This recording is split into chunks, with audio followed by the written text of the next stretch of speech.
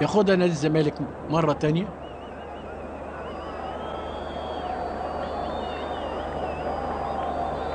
حازم إمام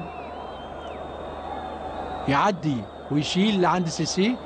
ده جون بقى لما يعني ده جون طبعا. محمد إبراهيم، محمد إبراهيم حط هدف هنشوفه مرة تانية.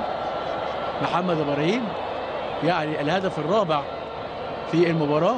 عبد الله السيسي بيقول ايه اهو. اترفعت الكورة على طول لعبد الله السيسي، ردت يعني عبد الله السيسي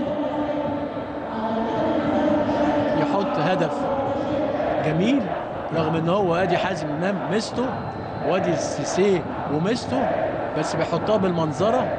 بس زي ما احنا شايفين كده خبطت وعدت خط المرمى. الراجل بيقول الحكم بتبقى 4 الزمالك لا شيء جزيل.